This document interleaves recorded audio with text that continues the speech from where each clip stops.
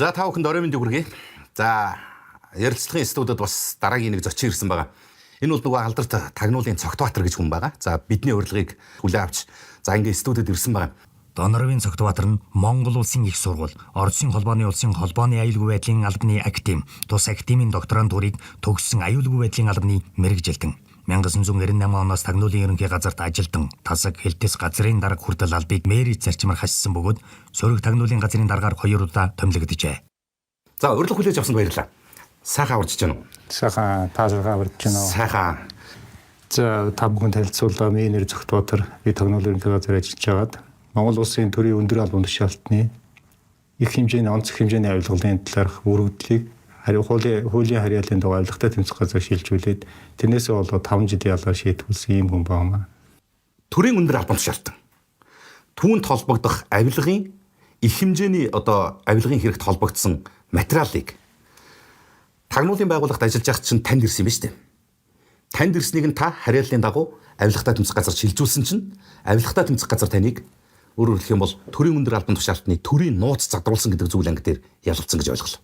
За 2012 оны сүүлчээр бүгдэн Солонгос улсын иргэн үүтэкван гэдэг хүн өөрийн бие төлөөлөгчөөр дамжуулаад надад нэг 19 хуудас өргөдөл нэг флаш диск өгсөн. Тэр 19 хуудас өргөдөл юу дурдсан байсан гэхээр за Монгол улсын ерөнхийлөгч захаагийн хэлбэгдэрж түүний тамгын газрын дараа цагаан за гадаад тэргийн сайд байсан пүрүсүрэн нар тэр үед тухайн үед бүгдэн Солонгос улсад Монгол улсын эчин сайдын үүргийг төр орлон гүйцэтгэжсэн Жагрийн Сүхэ гэдэг хүнээр дамжуулаад 3.7 сая долларыг залилан эхэлж аваад за 1 сая долларыг улс төрийн мөнгө буюу удахгүй бол 2013 онд болох сонгуулийн үеэр улс төрийн үйл ажиллагаанд хэрэглэнэ гэж авилгалын шинжтэйгээр хийж авсан ийм үйлдэл болсон байдیں۔ Тэгээ энэ талаараа тухайн үед Монгол улсын хуулийн байгууллагуудад олонтоо хандаад ямар ч үр дүн болохгүй болохоор тагнуулын ерөнхий газарт буюу надад хандаж энэ өргөдлийг гаргасан.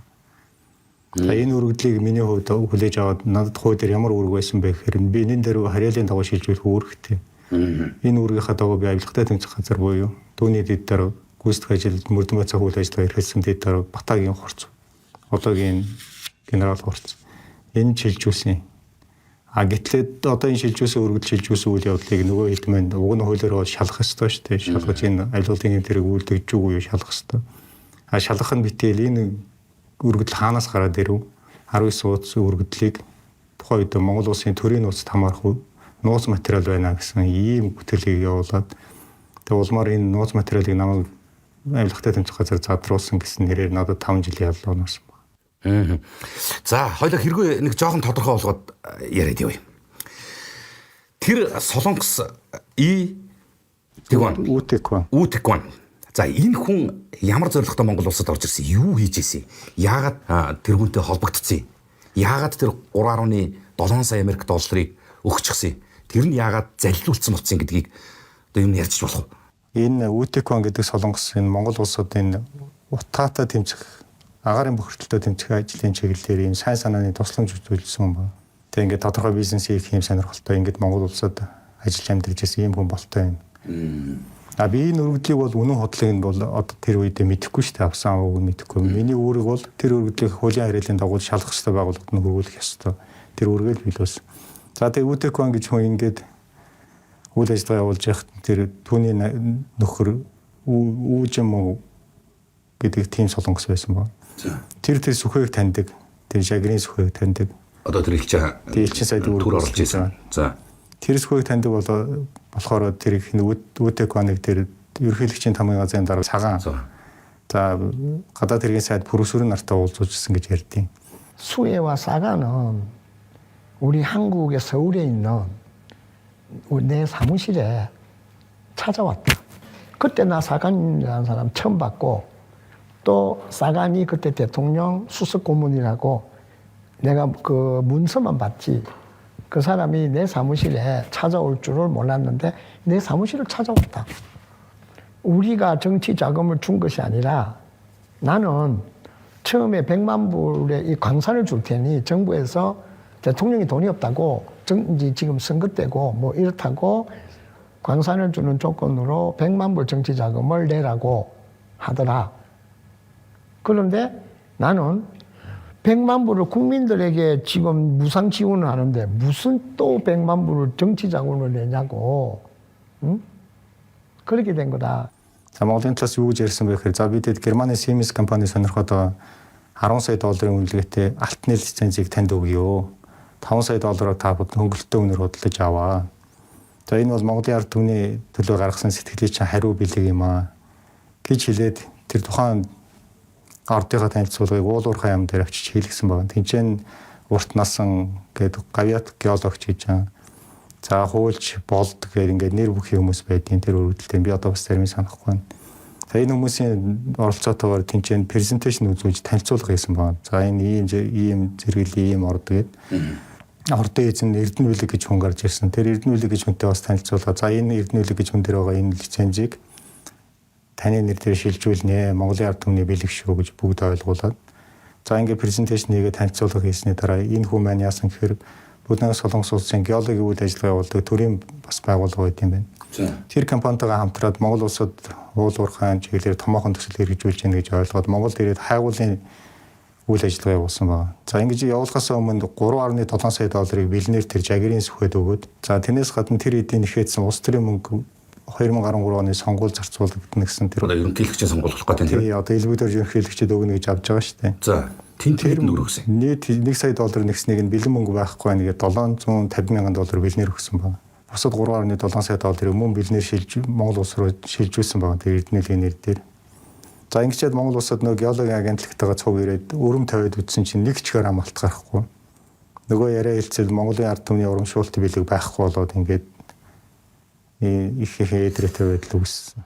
500만 불에 5 сая доллар. 이미 광산이 다 돼 있기 때문에 금도 나오고 다 돼 있기 때문에 거기 몇 천만 불짜리래. 그거를 얘게 싸게 500만 불에 주겠다고 해서 탐사를 했다는 서류 자체가 다 위조를 해서 남의 거를 위조를 해갖고 한 번도 탐사를 안 했는데 탐사를 했다고 나와 있는 그 서류들이 다 가짜였다. 그거는 자기네들이 인정을 했다. 그런데 그 광산을 앞에 가지고 있던 소유자를 우리가 찾아봤다, 물어봤다. 그런데 그 앞에 그 팔았던 광산 소유자는 그 전에 불과 4,000불에 이거를 광산을 팔았다고 한다, 넘겼다고 한다. 금이 없어서. 그런데 이종무의 말에 따르면 이 정치 자금에 그 당시 필요했던 정치 자금에 그때 중선거도 있고 연장의 목표는 3천만 불이었고 우리 쪽에 가져가는 게 그런데 내가 500만 불. 그다음에 지금 2,500만 불을 또 다른 피해자에게 2,500만 불을 여자 피해자에게 2,500만 불을 사기쳐서 받기 전에 이 사건이 체포돼 가지고 미수가 됐다. 이 사건이 왜 이렇게 됐냐면 여기에 그 당시에 조사를 했던 검찰, 그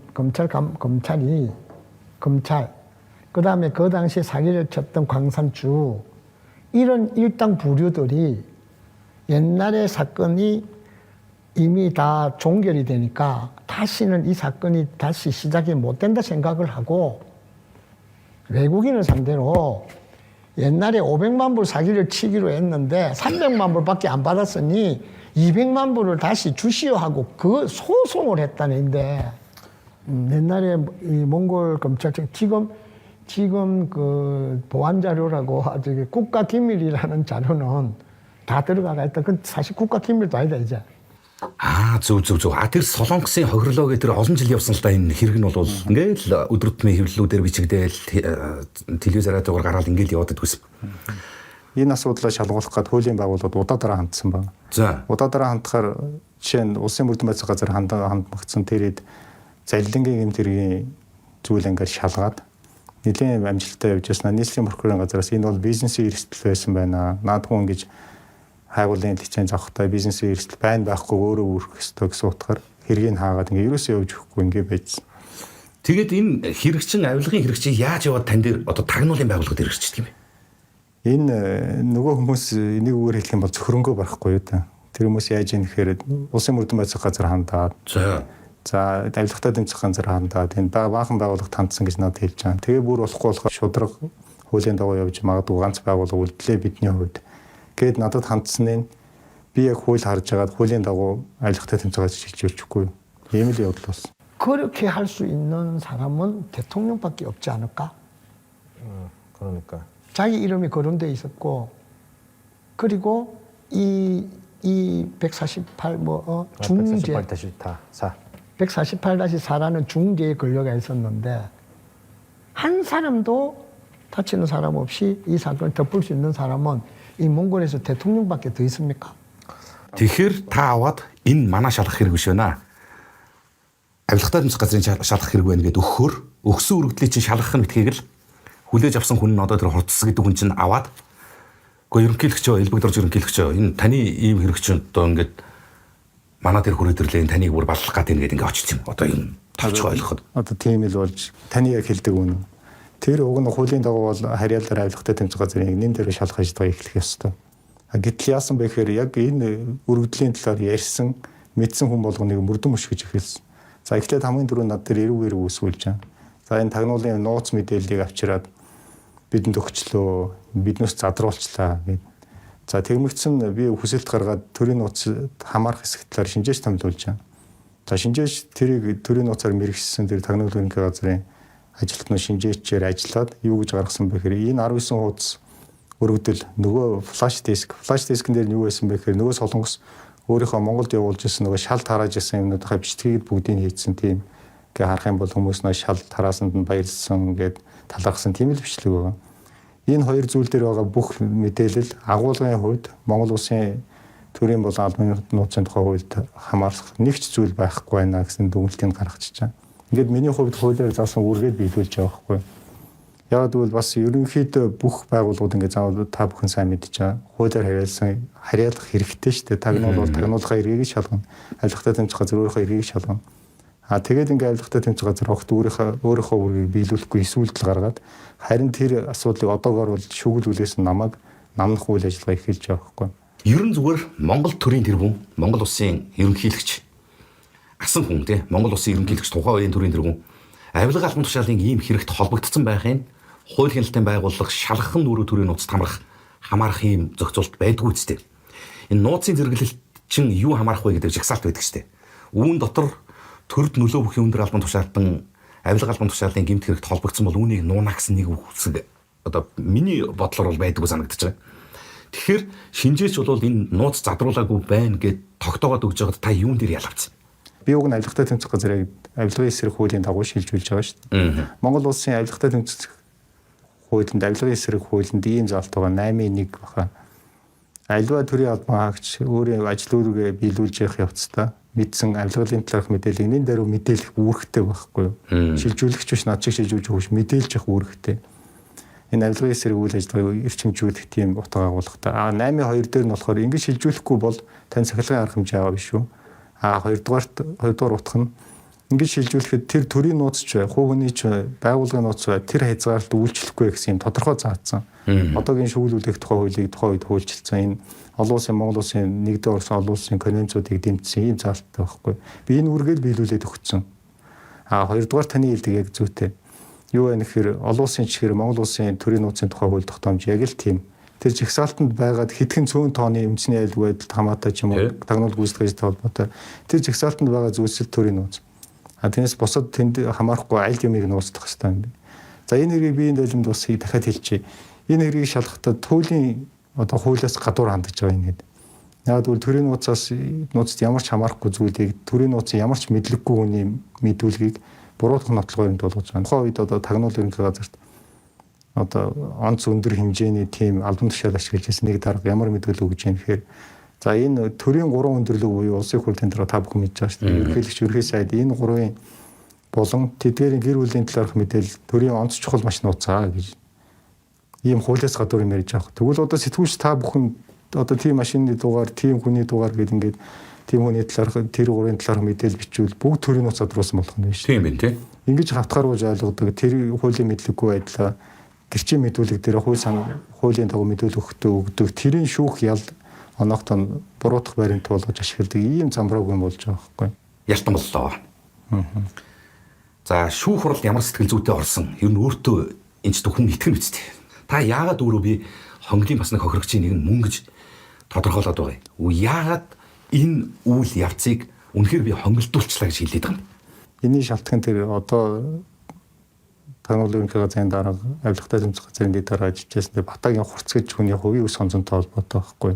Хоёрын хооронд ямар хувийн өс сонзон? За энэ ямар учиртай юм болсон бэ гэхээр 2005 онд би Батын хурцтай цуг тагнуулын ерөнхий газарт ажиллаж байсан. Тэр үед эдвэг дөрж ерөнхий сайд болоод бэлэгтийг тагнуулын ерөнхий газрын дарга томилоод тэр үед жирийн ажилтан байсан хурцыг шууд хэлцээний дарга газрын орлогчоор томилоод за манай сөрөг тагнуулын газрын дараагаар томилоод бид оронд хэлцээний дараагаар ажиллаж байсан.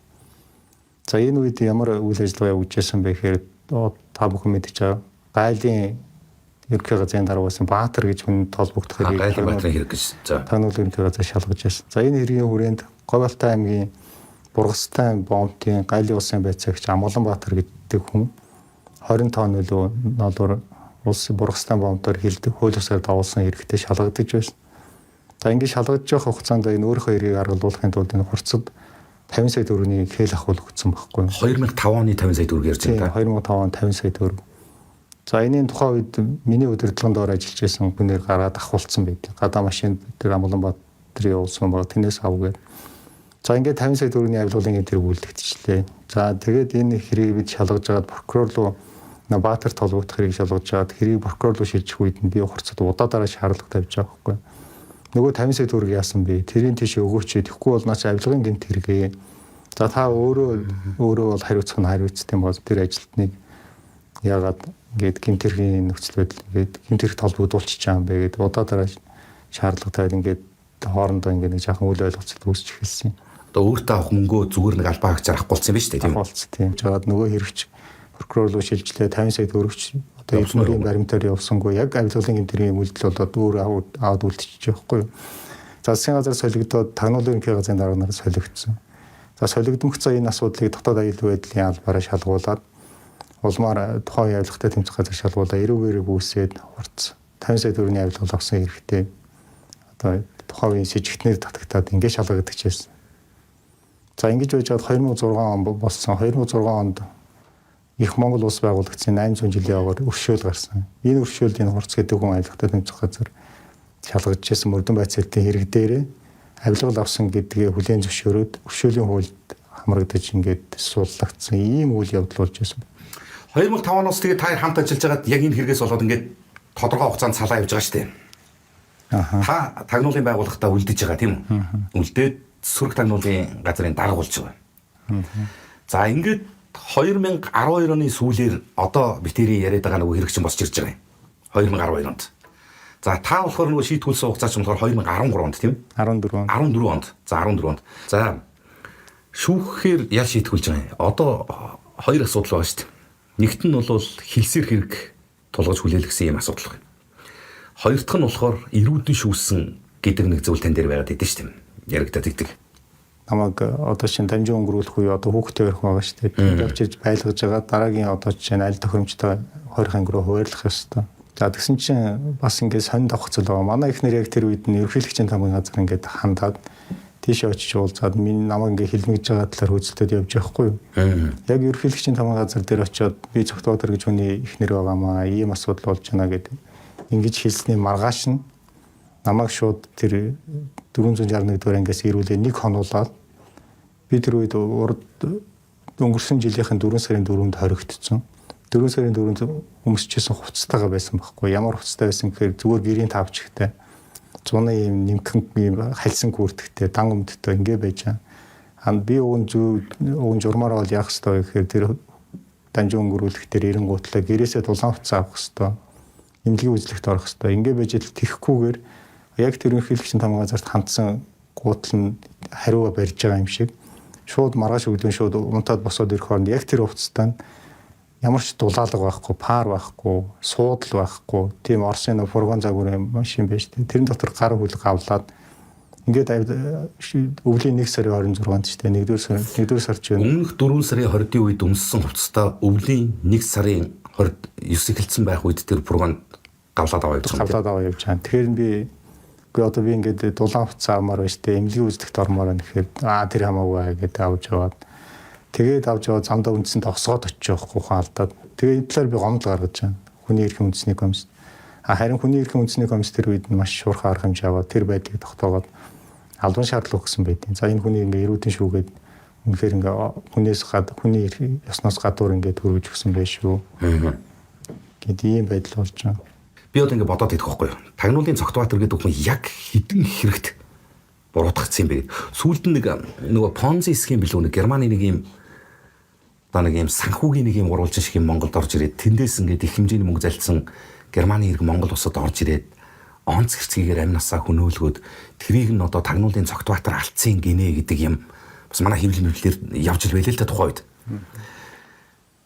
Тэгтэл чин 2006-7 оны үед билүү тэр иргэн Монголд орж ирээд алагдчихлаа гэж тэгжсэн чинь та тэр хүн амны хэргийг үлдсэн болоо гэжсэн чинь 2013-14 оны үед билүү нөгөө иргэн чи баруун дөрвөн зам орчмоос миний эрүүл мэндийн би байдал муудаад байна гэж 103 дуудсан гэдэг нэг юм сонин кино шиг юм шиг болоод байдаг шүү дээ. Та ер нь хідэн хэрэгт буруутгагдсан юм бэ? Ерөөсөө энэ хэд яасан бэ гэхээр 8 төрлийн 8 зүйл ангид заасан гэмт хэрэгт үндэслэлгүйгээр хориод тэрэн дотор нь бүр хүний амнаас онц хэрцгийгээр бүлэглэн хөнөөсөн билүү? Бараг тийм гэмт хэрэг. Онц хэрцгийгээр гээл яваад байдаг үгүй. Тийм тэр нь юу вэ гэхээр тэр Германы иргэн мөн те? Мөн холбооны бүлэгний бүгд Герман улсын иргэн Клойбер гэдэг хүн тухайн үед 2004 оны сүүлчээр Монгол улсад хууль ёсоор ороод ирсэн билээ хэмжээний мөнгөтэй. Тэр мөнгөтэйг нэг хэдэн төгрөгт орж ирснийг бид мэдэхгүй шүү дээ. За 2004 онд ингэж орж ичээд 2004 оны сүүлчээр цагдаагийн ерөнхий газрын мөрдөн байцаах ажиллагаа явагдаж явах үед тэндээс оргон зайлшаад алгуулсан байгаа байхгүй. За тэгэнгүүтлээ намайг юу гэж энд холбогдуулсан бэ гэхээр за энэ Германы иргэнийг онц хэрцгээр хөнөөсөн. За $100 банкнд байгаа $100 нь очиод авцсан. Тэгж баг машиныг унаад утсаар нэрээ явж ирсэн. Маркийн машиныг унаад гар утсыг бариад явж ирсэн гэсэн бүтгэлгийг энерги хүмүүс өгөөд тэгээ намайг нэг юм тэрэг цагдаа ирсэн. Би нэг бол яг санаж байна. За харамсалтай нь би тэр үед 2004-өөс 2004 оны 8 сараас 2005 оны 7 дугаар сар хүртэл Оросын улбаны улсад гэр бүлийн яамд ажиллаж амьдарч байсан. За би тэгээд ингэ хэлдэг л дээ. Би яаж тэр Оросын улбаны улсаас Монголд огт ирээгүй жилийн хугацаанд энэ гэмтэрийг үлддэм бэ? Нэгдүгээрт хоёрдугаарт цогцсон хаана байгаа юм бэ? Намайг ингээд надад алуулсан гэдэг юм. Онц хэрцгий гэдэг байгаа шүү дээ. Тийм. Энэ асуудлууд тийш шийдэж өгөөч гэдэг ингээд байнга гомдлогсд гаргадаг гэсэн. Харин цагдаагийн байгууллагын асуудлыг ерөнхийдөө бас шуурхай шалгаад прокуророос хэрэгсэхгүй болгосон л та.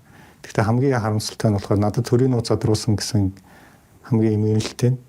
Төрийн нууц задруулсан эрэхт ял шийтгэл оноогоод 2014 онд би ялтан болоод тэгээд 2015 онд авдрантах тэр 20 ангид ял эдэлж явах үед нөгөө германчин голомт гээд тогтхон байдаг шүү дээ. Түрүүн замын тийм. Тэндээс одоо эмнэлгийн тусламж авах гэж ил гарч ирээд баригдчихж байгаа хгүй. Надад 2005 онд алуулсан. 4 онд алуулсан Герман яачв. Тэгээ ийм л ингэж л хуулийг надад чинь завхруулж байсан баг. Ийм бодиттой факт, ийм ноцтой баримтууд байхад ингэж хилмигдэж хогирсон юм бол та одоо байгаа энэ Монголын хууль хяналтын байгууллагт яах ханддаг юм бэ? Одоо би тэгэхээр анхнаасаа намайг 2013 оны 6 сарын 3-нд цагдаа ирснээс эхлээд цагдаа орох байрнаас эхлээд бүх хандаж болох хүмүүст хандаж ирсэн. Монгол улсын ерөнхийлөгч, үндэсний аюулгүй байдлын зөвлөл, Тагнуулын ерөнхий газрын дарга. За тэгээд харамсалтай нь энэ миний энэ хүчин чармаалт ямар ч үр дүнд хүрэхгүй. Тэр бүхэл би одоо хорхийн тоо бүртгэлээр дамжуулаад үндэсний аюулгүй байдлын зөвлөл, тусгай албаны дэд-оронд өргөдөл явуулахаар хорхийн тоо бүртгэлээр дамжуул шуудангаар явуулсан өргөдөл замаасаа алга болоод сони хэвлэлээр тавигдаад цаад хүлээн авах ёстой тэр адресат байгууллагын тэр өргөдлийг хүлээж аваагүй байхад дундаас алга болоод сонь дээр гарчичаад намайг энэний дагуу яаж юм гэхээр олон нийтийн мэдээлэл хэрэгслэр худал мэдээлэл тараасан гэдэг 3 сарын ял нэмж өгж байгаа жишээд ийм ачаалалтай зүйл. 20-оос захиа бичгээр сонь дээр гарчдаг байсан. Сонь дээр гарчдаг. Би битсэн хүндээ очтгоо. Би тухайн үед Төв аймгийн цагдаа орох байранд цагдаа хоригдчихсэн. Төв аймгийн цагдаа орох байр гэдгийг та бүхэн ойлголттой байна уугүй. Тэр бол Монголын хамгийн хатуу чанга дэглэмтэй тийм цагдаа орох байр шүү дээ. Тэгээд тэр байрнаас би өөрөө сонин хэвлэлд гаргаад одоо хинээр дамжуулаа гаргахын гарч болох ганцхан сууган тэр хорхийн тоо бүртгэл байхгүй юу. Тэр битэл одоо би нэг одоо инээдтэй ч юм нээлттэй ч юм ярил л да. Тухайн үед Тагнуулын ерөнхий газрын даргаар урд нь ажиллаж байсан нэг хүн надтай миний эхнэрээ дамжуулж ийм зүйл хийж байгаа. Чи уртцтай эвлэрэх талаар захиа биччихээ чи. Тэгэхээр би тэрийг авчиж өгөөд та хоёрыг нэг эвлэрүүлээд өгье гэд ингэж надад тийм санал тавьж байгаа. Би тэгэхээр бичих юм олддгүй. Хүмүүстэй адилхан ямар би бууж өгье, миний буруу гэж юм бичлэлтэй биш. Баахан буддизмын сургаал үйл өөрийн хуулийн тухай бичээд явууллаа. Одоо ингээ бүх юм үйл өөртөө урцаа буруу юм хийж болохгүй. Тэнгүүд л тэрийг аян намайг занал хийсэн байна гэж эрүү үүсгүүлж байгаа байхгүй.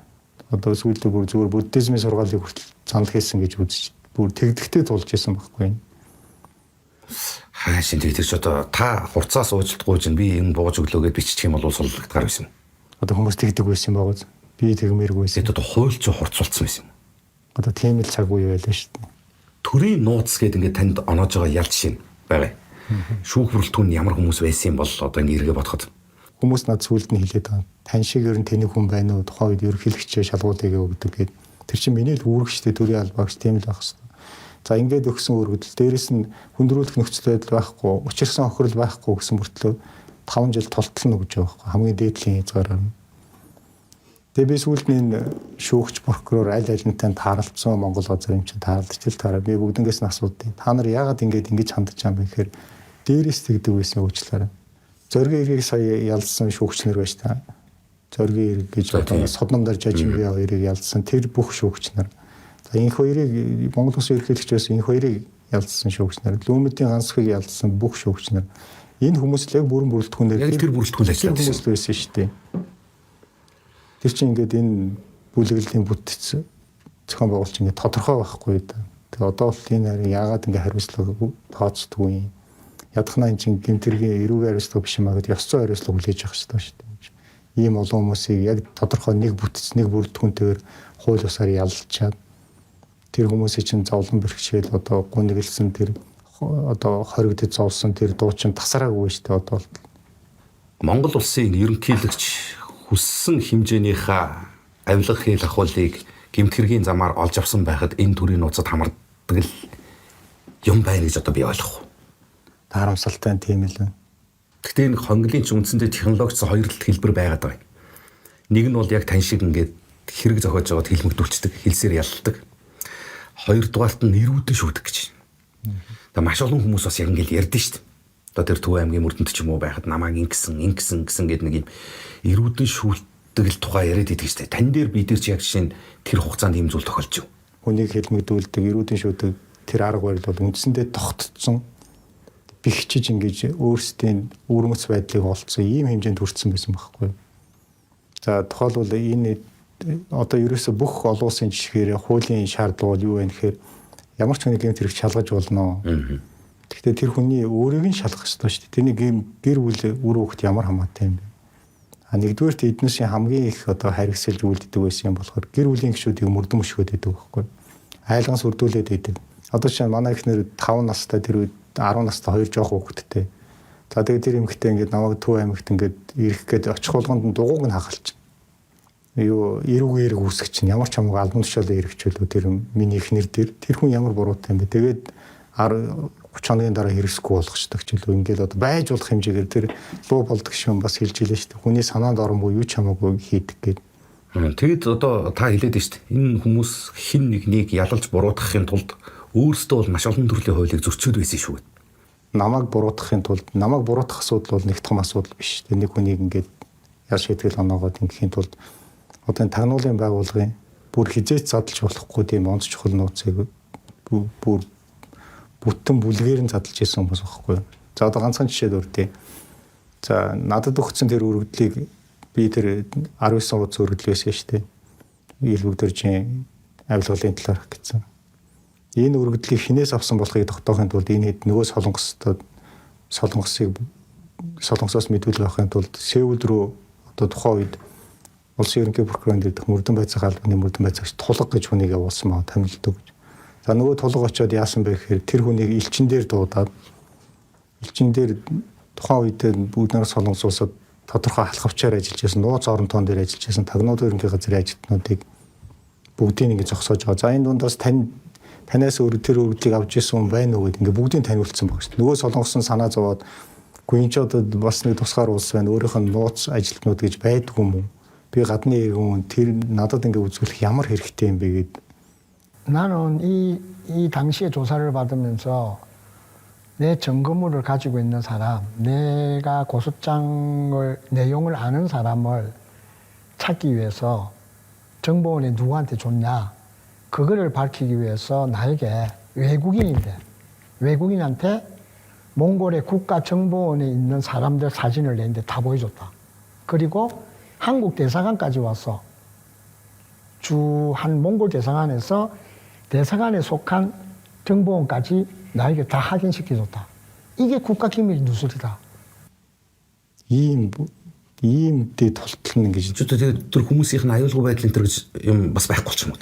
Гэхдээ эн чинь жинхэнэ нууцаар ажиллаж байгаа нууц орон тооны хүмүүс чинь хамгийн Тэрийг нэг бүгдийг жагсаачаад хинээс нүргэл авсан гэж солонгосын хүн жагсаачиж байгаа. одоо ийм л юм болж исэн баг. Тэр 3 сая 700 мянган Америк долларын хохирол өнөөдөр барагдсан байдаг юм уу? Тэгээд бүр тэр жигээрээ одоо тэр авсан завшдсан уу? Миний сонссноор бол одоо хүртэл нэгч төгрөг аваагүй. Тэгээ гомдлоод одоо Монгол улсын төр одоо ингээд гадны хөрөнгө оруулагчдыг таатай хандах хөрөнгө оруулалтыг татна гэсэн яасан бэ? Би ингээ хохирчод байж тэ гэсэн тэр яриа өгүүлэлт гомдлтол явж байгаа шүү дээ. А хамгийн сонирхолтой нь нөгөө тухайн үед очиж тагнуулын ажилтнуудыг задлж ирсэн, тухайн үед шалгаж ирсэн энэ эдний завраар явж ирсэн тэр тулга гэд нөхөр чинь буцаад өмгөөлөгч болсон. Одоо эндээс томилогдож явсан нөхөрстэй тий. Энэ хэрэгээ өмгөөлөд явж байвал яах вэ? Алин энэ солонгосын хэргийг үү? Тийм. Тэгснээр өмгөөлж явах явцдаа бас баахан эрх ашиг нь хохироодсон. Буцаагаад хилийн хориг тавиулсан солонгосоо нааш нь оруулахгүй гэд хүсэлт гаргаад өөр ийм л тамхи модолт үргэлж хийж байна шүү. Зөв. Одоо нөгөө солонгос чи энд ирээд заргалдаад мөнгө төгрөгөө нэх гэхээр Монголд ирч чадахгүй юм шүү дээ. Монголд ирч чадахгүй. Хонглын энэ тогтсон технологи сүүл рүүгээ ер нь төгөлдрөж эхэлсэн шүү дээ. Ер нь хин заагаад өгсөн би тэрэн дээр бас гайхаад байгаа юм дээр. Эхлээд ямар нэг үнийг буруутгахын тулд ямар нэг улс төрийн юм аш хонжоо олохын тулд эхлээд хин нэгний талаар эрүүгээрээ үүсгэж шалгахаас өмнө хэвлэл мэдээллийн хэрэгслээр буруутгадаг, хинч биш болгодог.